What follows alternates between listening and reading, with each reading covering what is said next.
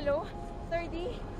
Ang dami na. Alam mo, puro itong voicemail mo sa mga messages ko. Please, turn on your phone. Kanina ba ako tumatawag? Ay, wala na kami sa photo exhibit. Nandito na kami. Bahala ka dyan. Hindi ko na alam ang gagawin ko rito. Sumakit yung ulo ni Yana. Nandito kami sa FEU Hospital. Kaya dinala namin si Yana kasi ano, sumatake na naman yung sakit ng ulo niya. Pero this is different from her other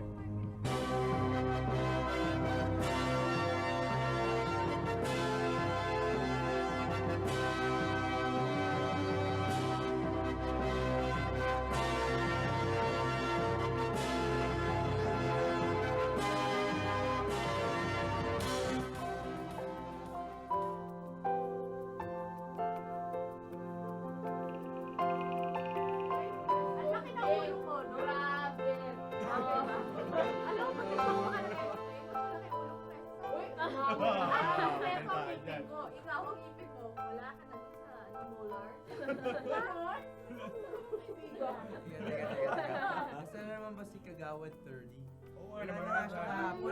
Wala pa siya kanina. Ano ka ba? Para ka namang di nasanay eh. Alam mo naman yung maraming inaasikaso. I think ngayon meron siyang nauuhang binyagan.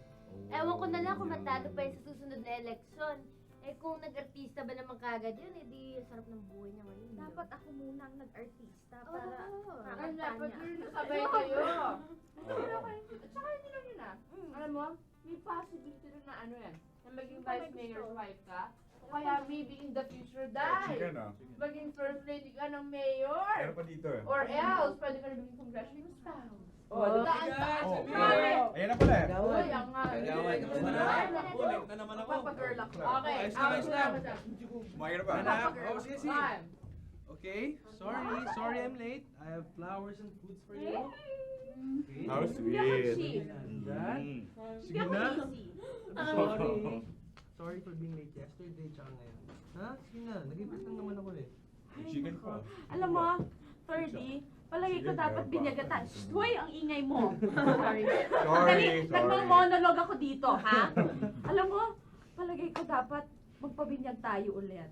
Tapos, dapat ikaw si Yana, ako si 30. 30 as in third priority. Tipong, una, politics. Pangalawa, sports. Tapos ako. Alam mo kung malas-malasin pa ako, ang pangalan ko na 40 dahil sa third, meron ka pang internet. Wow. Hurt ako. Para patunayan ko sa'yo na hindi totoo yung mga sinasabi mo, Mm. babantayan kita buong gabi hanggang makatulog ka. Wow. Hindi ako May kurap. maganda bang nurse dyan? Hindi hindi ako bibigit. Okay. Tapos pagmamasdan kita habang nananaginip ka. Wow. At sa umaga, pag dilat mo, Bulag na ako.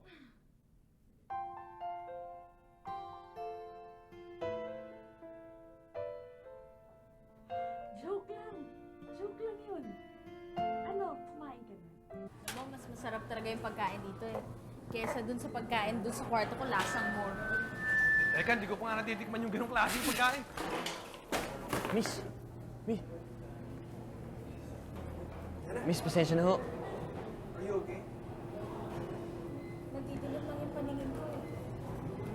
Sige, kumawa ka lang sa akin. Pasensya na. Tara.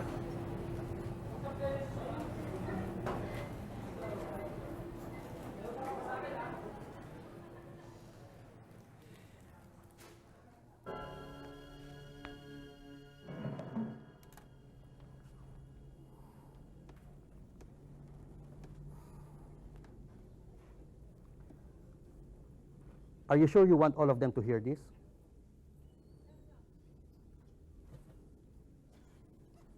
Well, Doc, I figured this is something very hard to explain. So at least you might as well save me the trouble of explaining to them. Para, yeah, sabay-sabay na namin marinig. And I think we all know that it's bad news, so shoot, Doc. Okay. You want it straight? Cerebral aneurysm. Okay. At least it's not AIDS or something, right? Fortunately, very minor ruptures pa lang ang na-experience mo. So far, vision mo pa lang ang impaired. And I mean completely mabubulag ka. Dala yan ng diabetes na na-inherit mo as a child. Blood vessels in your brain can all break open and bleed, causing a stroke or even, Death? let's put it this way, rebleeding, hydrocephalus, and vasospasms may occur right away after a major rupture. At yan ang kinakatakutan natin. You have to open your skull and operate, or do an endovascular. Doc, you don't have to explain me the process, you know? Because I will not go to any form of surgery whatsoever. Lalong-lalo na pagdating sa utak ko. I have seen people who have gone through this. Okay? Series of critical operations na wala namang assurance na may babalik sa kanilang dati. Na mababawi pa nila ang utak nila. Doc, all for what? Para umuwi ako sa bahay kong baldado? Na mapuro lang utak ko? Mas mabuti pa patayin niyo na lang ako.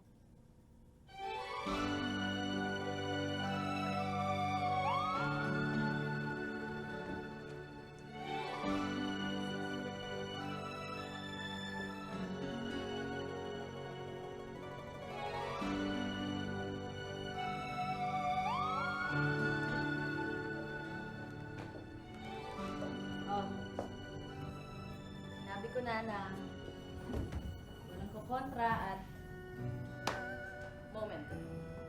Okay? Of course, those are my prize-winning photos. You all know that. I want you to have them. Sabi ko nga kay 30, lalo pang tataas ang presyo niyan in the event na mamamatay ako. Someone who people predicted na will be the next major talented photographer. Until too bad. Well, this photo over here is for my dad. Sayang kung buhay lang si Mami, di ba? And besides, si Daddy man talagang major benefactor ko sa hobby ko with her. Of course, this camera goes to 30. Total, siya naman yung tagabuhat niyan dati, di ba? After all, he was my personal servant before he became a public servant, di ba? Kaya ako nagpa-party dahil eto na ang huli natin pagkikita. With exception of 30, of course. In fact, I'm demanding everybody na wala nang bibisita, wala nang tatawag, wala na rin mag-text from now on. Well, the next time will be an invitation to my cremation. Yana, you can't do this to us. Tsaka isa pa, friends mo kami. Hindi kami disposable friends na pwede mong itapon, na pwede mong i-deprive lahat ng karapatan namin.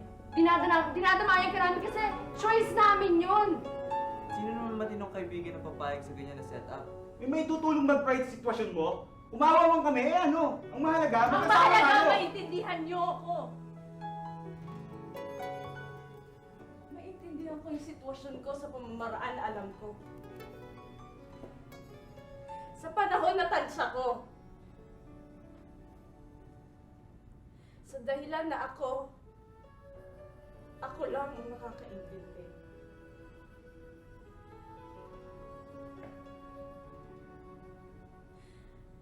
Kasi ako yung aalis.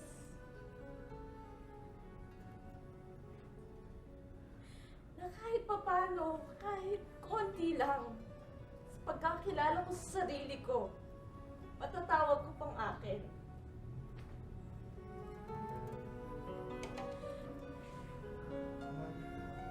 Intindihin niyo naman yun. kaibigan niyo ako, respetuhin niyo yung desisyon ko. Kung mahal niyo ako, tutulungan niyo rin ako. And please, nakikiusap ako. Tulungan niyo ako. Ngayon ba?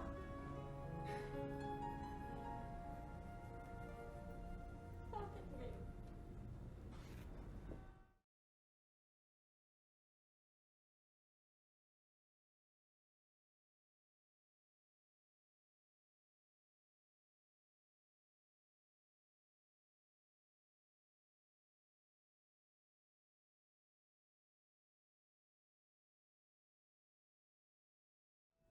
Yana, it's not as if you've exhausted all your options.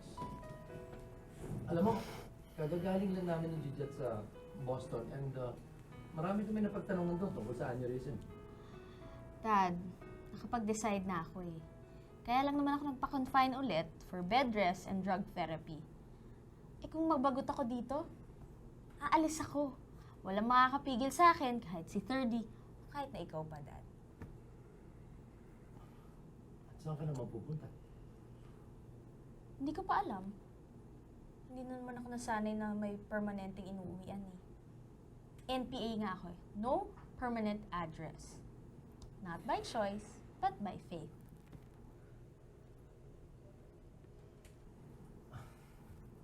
Iha, ikaw ang mapilit humiwalay, kaya ikinuha kita ng sarili mong unit. Now it seems like gusto mong manumbat. Eh, what do you expect? Kailangan ko panindigan that I enjoy independent living. The same way na akala ng mga tao, eh mag-e-enjoy ako sa mga takeouts. Akala ko rin mag-e-enjoy ako doon. Pero ang namimiss ko yung home-cooked food meal. Alam mo yon, yung niluluto ng tao dahil may malasakit siya doon sa kakain nito. Eh, asa pa ako. Home sweet home nga, wala ako. Home-cooked meal pa kaya. Ay, naku ako. Akala mo ba, ang galing ko magluto. Gusto mo ba ipagluto kita? Dad. Please. Honey, I think we better go.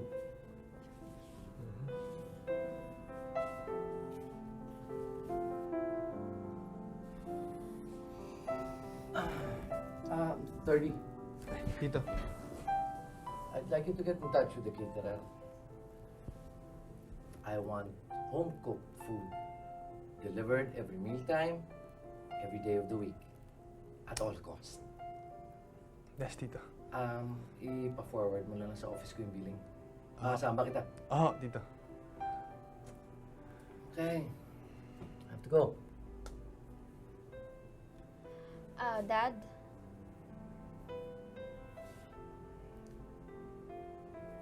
Sino sa inyo ni Mami ang diabetic? Hindi ako.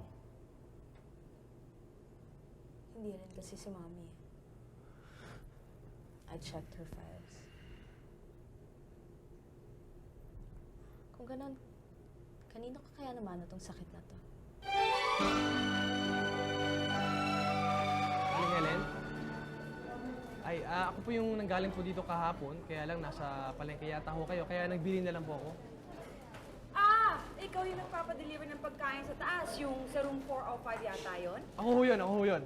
Ready na yung meal plan, nagawa ko sige, na sandali. maraming salamat. Nga ng meal plan, nandiyan yata sa drawer. Eto na siya. Sige ho, pwede na ho to. Pasensya na, medyo nagmamadali ako. Pwede bang every end of the week na lang yung bayad para hindi magulo? Naku, walang problema yon. Nasa akin naman yung calling card mo eh. Basta meron pa kayong request na iba pa, itawag nyo lang dito. Sige ho. Maraming salamat ho. Sige. Oli? Oli? Halika, anak. Ano po yan, eh? Love you, Ellie.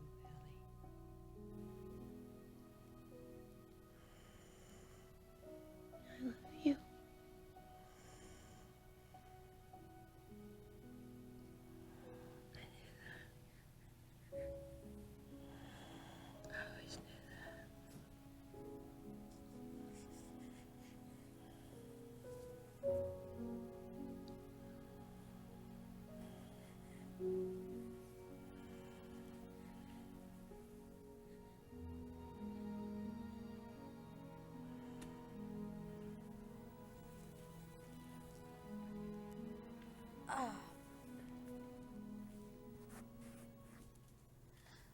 Parang kilala kita.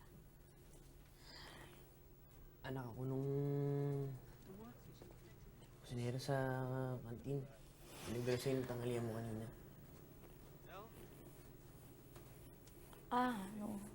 Nung tulog ako. Hindi. Ikaw yung bumunggo sa akin dun sa kantin, di ba? Ako din yun. Pasensya na nga ulit eh. Doon din kasi ako nagtatrabaho. Mupo ka, libre yan. Walang bayad, sige. Okay lang. Hindi, kasi ano eh. Naalala ko lang si Nanay Helen. Pag nanonood siya ng drama sa TV eh, nauuna pa siyang umiyak sa kaysa bida. Siya bang nagluto nitong dinala mo sa akin? Pinapasabi nga rin niya eh na sana raw magustuhan mo. Sigurado ako yung ulam magugustuhan ko. Yung delivery boy, sabi mo pag-iisipan ko pa.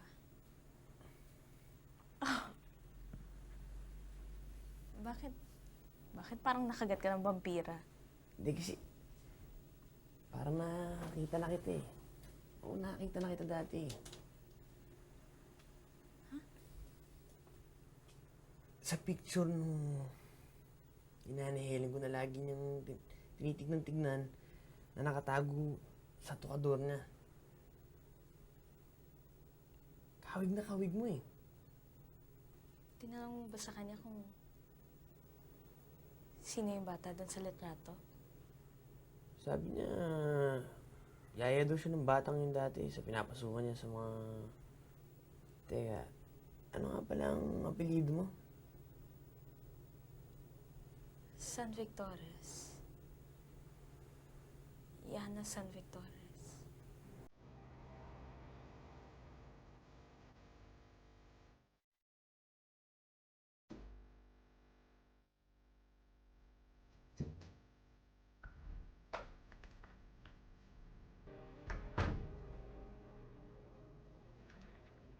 Yana? Yaya Helen? Yaya Helen mo. Okay. Yaya Helen!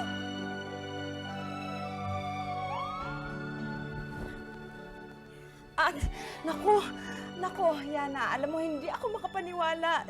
Sinabi sa akin ni Oli, pero hindi ako makapaniwala. Dalagan-dalaga ka na. Dito ka ba nagtatrabaho? Naku naman, ang liit-liit ng mundo. Akala ko ba nasa Pampanga ka? Upo ka. Hindi, ano bang ginagawa mo rito? Mahabang kwento yung sa akin eh. Kamusta ka na? Bakit ka ba nandito? Nako, Yaya, mas mahabang kwento yon. Pero medyo magtatagal ako dito, so mas madalas tayong magkikita. Makakausap na rin ako sa wakas. Ang mami mo at saka daddy mo. Ang mami, matagal nang wala eh. 3 taon pagkaalis mo. Nagkasakit siya. Bedridden ng matagal. Bumigay na rin siya sa pulmonya niya. Ako, ang daddy naman, nagpapakabinhata. Teka, may asawa ka na ba, Yaya? Anak mo ba si Oli? Naku, wala pa akong asawa si Oli. Anak-anakan ko yun. Anak siya ng kapitbahay ko na nagpunta sa Japan, tapos hindi na bumalik. Kaya inangkin ko ng parang anak ko, pinapag-aral ko. Siya ngayon ang katulong ko dun sa baba, sa kantin. Nako, kaya naman, pasensya ka na, gusto mo ng tubig? Hindi Kaya na. naman pala, lasang Pampanga yung yung kantin. Diyos ko, alam mo, mas masarap pa yun kesa dito sa sinaserve dyan sa pasensya ka na, plastic glass lang yan eh. Dun sa sinaserve dito sa kwarto, ang pangit talaga. Bakit nga pala hindi ikaw na lang ang nagluluto dito? Ay, kasi yung sa kantin, anak, alam mo, natataranta ako sa'yo eh. Bidding yon. Ang ospital kasi, may politika rin, parang gobyerno. Pero hindi bale, kontento naman ako sa buhay ko eh. Lalo na ngayon kasi, ipinagluluto ko na yung alaga ko. Sige, kumain ka na. Naku, dahil ako na. masarap yan. Ay, Ayan, para may kasabay na akong kumain. Ang sarap! Ang bango! Yaya, sabayan mo ko, ha? Ha? Naku, busog ako, kakakain ko lang, anak. Mag-dessert ka na lang, alam ko na. Masarap to. Chocolate cake. Ayan, sandali, kukuha kita. Ay, nako! Sigurado ako. Lalong hindi pwede, Yana. Bakit? Ang sarap-sarap nito, oh. Sumpa ng diabetes.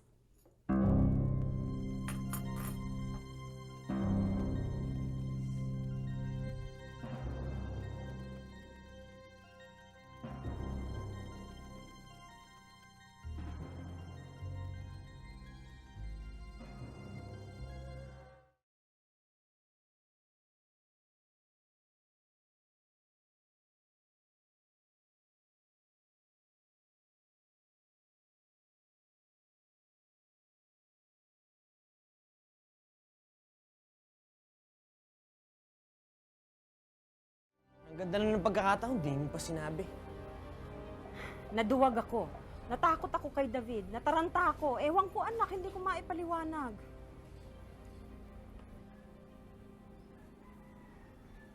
Hindi ko pala nakilala si Yana.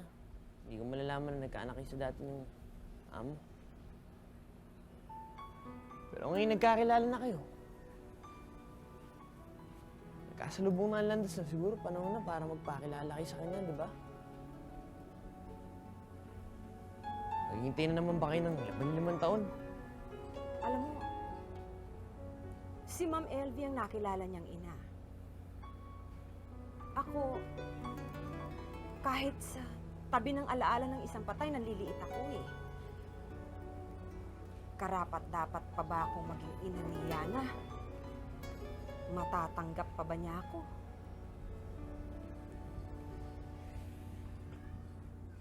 Nay, kung ako hindi na tunay na anak eh. Ipinagmamalaki kayo. Sa pa kaya? Saka di ba yun, Nay? Matagal mo nang inaasam yung oras na yun. Ha?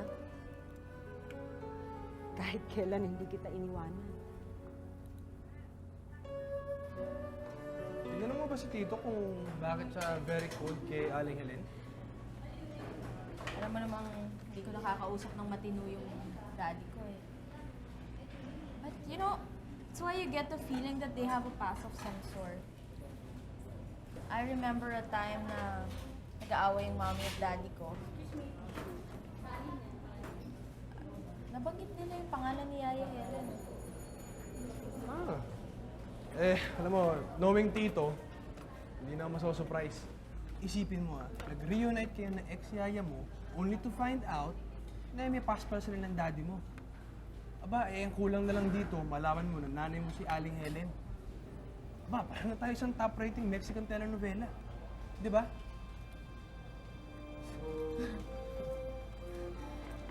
What if? What if what? Kung si Yaya Helen nga ang tunay kong ina. Oy, Yana, huwag kang magsasalatang ganyan, Kinikilabutan ako, I have this gut feeling kasi na mas malakas pati sa speculations natin. I'm warning you. Ayoko na iskandalo para sa future family natin. Okay?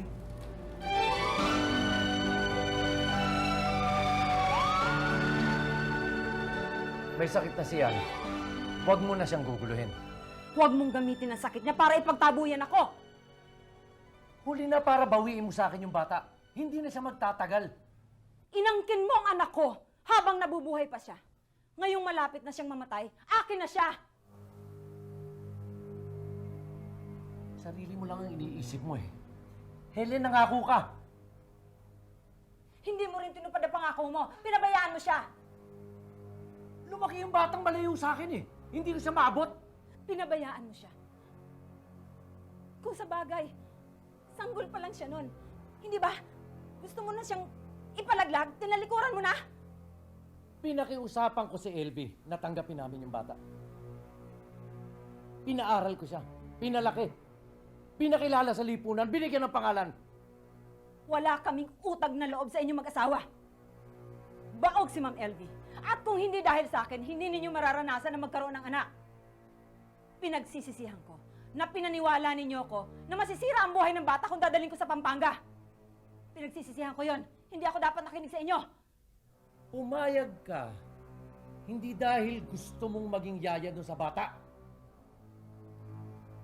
Umasa ka na iiwan ko si LB pagdating ng araw para sa inyo mag-ina. Naniwala ka sa ilusyon mo. Oo.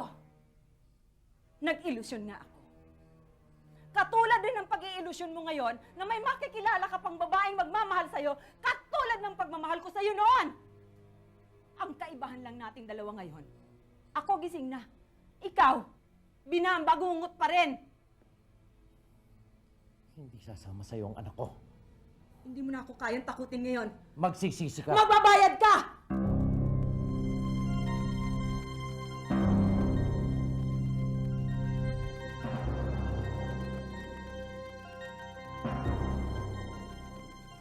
Oli, saan ang kanan dito? Ay, ako na. Hindi, ano? Alam mo, yung si Yaya, binuboycott niya ako. Ang tagal niya nang hindi nagpapakita sa akin. Bakit ganon? Meron siyang mga importanteng bagay na dapat gawin eh. Alam mo, kahit bulag ako, nararamdaman ko nagsisinungaling ka eh. Sana galingan mo pa ng konti, mas may emotion ba? Dito ka. Dito ka sa tabi ko. Please, sabayan mo akong kumain. Di ba nakakaya sa'yo? Ako na magsubusaw. Hindi, okay lang. Ako na. Ollie, kung sundin kaya natin si Yaya Helen, tapos mamalengke tayo. Tapos doon ko sa unit ko, doon na lang tayo kumain. Doon na lang magluto si Yaya Helen, di ba? Ollie. Ollie, Mm. huwag mo sabihin sa akin hindi ka pa nagkaka-girlfriend. Eh, ikaw yung feeling gwapo eh. Imposible sa yabang mong yan. Nakakatatlo na nga ako eh, pero... Yaya, Ngayon, tatlo? iwas muna na ako. Saka hinahanap kong babae yung pwede na sa sagot gulaman. Alam mo yun? Ay, nako. Yaya, kanino nagmana ang kakuriputan nito, ha? Ay. Parang ibang klase eh. Pero total, marami na namang nagda-diet ng mga babae ngayon. Sa tingin ko, makakatsyempo ka. Maniwala ka dyan. Naku, alam mo ba? Napaka-romantiko niyan. Ibang klase ang pagka-na-in-love. Isang Paano? araw, Paano? nahuli ko yan. Oh. Yung t-shirt niyang puti, pinunturahan niya ng pula. Bakit? May nakasulat, pininturahan niya ng, mahal mo rin ba ako? At hindi lang yun. Ollie, ang cheap Alam mo ka. yan, ha? Hindi Naku, huwag kang maniwala dyan. Suot niya yon. Pagpunta niya doon sa bahay ng kanyang nililigawan. At pagbukas ng pinto ng kanyang nililigawan, siya rin naman nagkwento nito, no? Kilig na kilig, Monte himatayin. Oh my God! Hindi ang lang cheap! yun. Ano ba yun? Suot niya yon, pagsakay niya sa jeep at sa kalye. naman, Ganon, Hindi ba?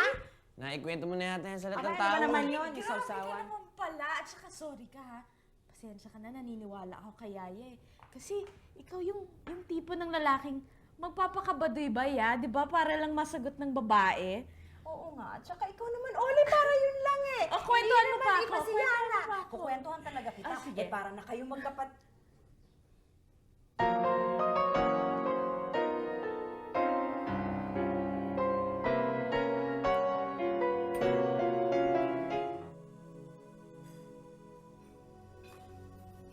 Yeah?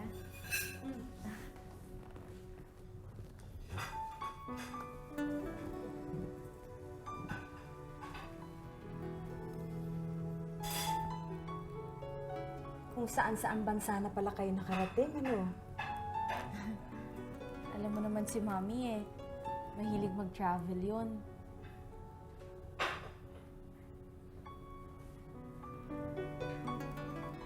Naging malapit ba kayo ni Ma'am LV? para namang di mo kilala si Mommy. May sarili yung mundo, di ba? Interesado lang naman akong malaman kasi gusto ko malaman ko rin kung ano na nangyari sa buhay mo nung mawala ako. Naging masaya ka rin ba nung wala na ako? Alam mo namang ikaw lang talaga nag-aalaga sa akin eh. Ilang linggo rin akong hindi nakakain noon. O nakatulog dahil sa gabi sanay na ako sa hinihele mo ako. Tapos kinakamot yung palad ko. Di ba yaya kung ano-ano na ang gimmick yung ginagawa mo para lang makatulog ako? Tapos biglang tumahimik. Tapos nawala ka na. Kaya ito, hanggang ngayon, hirap pa rin ako makatulog.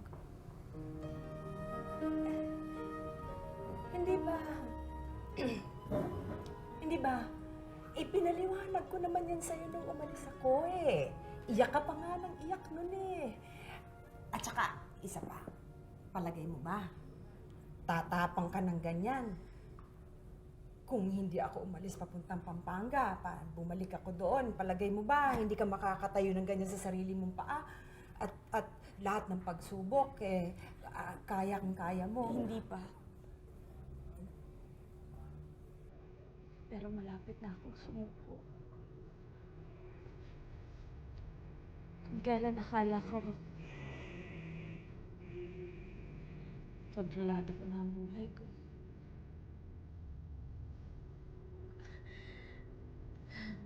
Na wala akong ibang maasahan kundi sarili ko.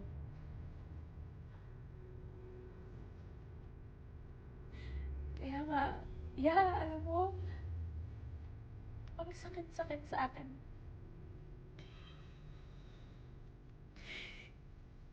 Kasi bigla ako nasaksak ng sakit na to. Saksak niya ako sa likod. Rinaydor niya ako. Hindi mo nakakatawa yun. Huwag ka na umiyak. Magbibitiw ako sa kantin. Babantayan kita. Kaming dalawa ni Oli. Kaming magbabantay. Huwag ka na mangako. Iniwan mo na ako dati. Kaya nga ako nangihingi ng pangalawang pagkakataon. Nakikiusap ako. Tatalikuran ko na. Tatalikuran ko na. Makasama ka na. Makasama. Yaya. Huwag mo na akong iiwan, ha? Alam mo, tawa lang ako ng tawa. Pero ang totoo, pag mag-isa ako, ang lungkot-lungkot ko. Ang dilim-dilim. Ang lamig-lamig. Pakiramdam ko. Mamamatay ako nang wala talaga nagmamahal sa akin ng totoo. Na walang may pakialam kung mawala man ako sa mundong ito.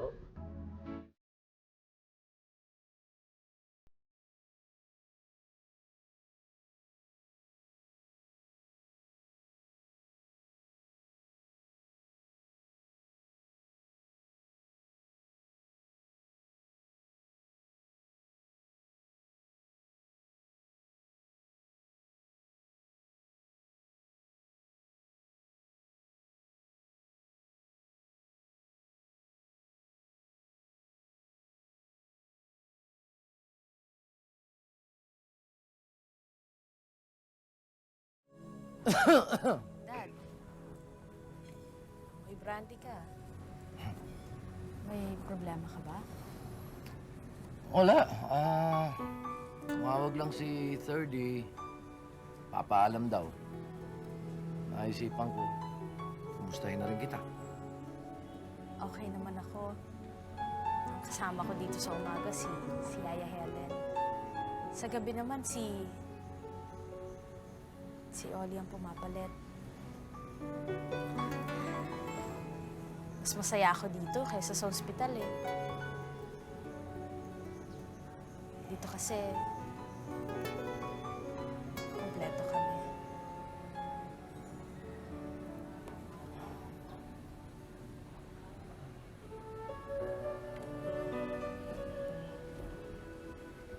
Alam ko, marami akong pagkukulang sa'yo. Sanay na ako.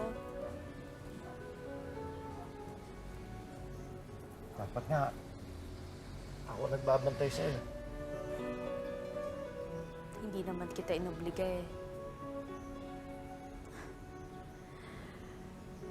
Well, tagal na naman tayong kanya-kanya sa buhay, di ba? There was only one time in my life. Yung high school retreat ko. I demanded na pumunta ka sa closing ceremonies namin. Kasi lahat ng parents nandun eh. Wala na nun si Mommy. Alam ko, hindi mo ako mapatawad dahil doon. Alam mo, Dad, naka-blindfold kaming lahat nun eh. Tapos, tinanggal namin.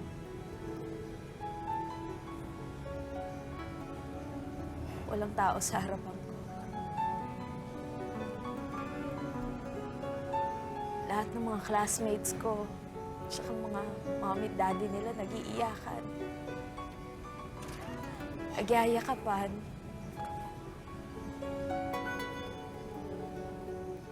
Pero ako, wala akong magulang sa panahon yun. Pakiramdam ko hanggang ngayon nakapiring pa rin yung mga mata ko. Pero sa puso ko, umaasa pa rin ako na makakakita ako. At kayo yung unang mukhang susupresa sa akin. Na kahit wala kayong ginagawa, kahit wala kayong sinasabi, nararamdaman ko na nandun kayo. Nandun kayo para sa akin. Yan ang gusto kong isipin mo. Ito yung mga sandaling yun. Iyakan mo ko, anak. Iyakan mo ko.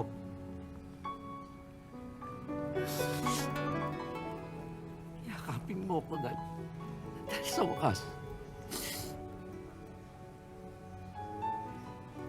maputin ako, anak.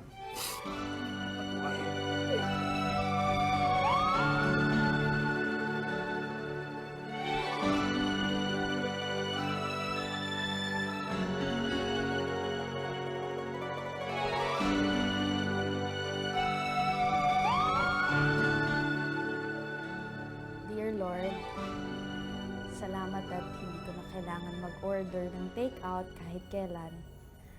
Dahil sa ngayong hapon to, ikaw na mismo ang nagdala ng tahanan sa buhay ko. Ito ang tinatawag kong home delivery. Matagal ko nang pinapangarap, matagal ko nang hinihingi. Mura na, masarap pa. At higit sa lahat, kay Yaya Helen. Ang yaya na ayaw pa rin umamin at tinatago pa rin na siya ang tunay kong nanay. Kahit matagal ko na siyang bistado.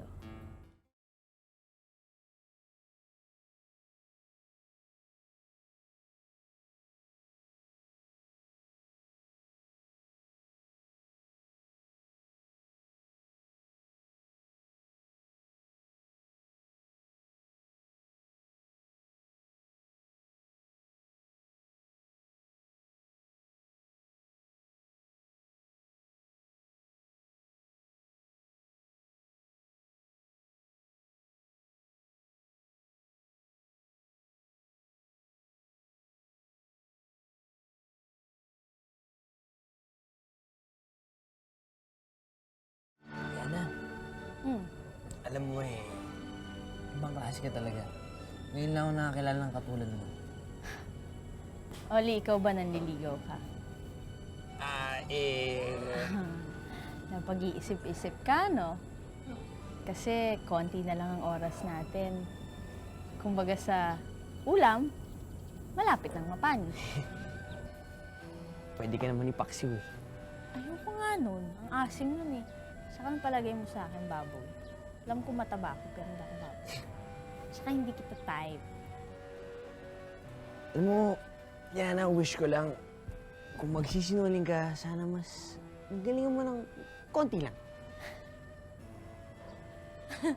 Alam mo, ikaw, ang lakas ng bilib mo sa sarili mo. Pwede ka na ba sa fishball sagot gulaman? Pwede mo bang dagdagan ng turon at kamote? Kaso, extra order yun.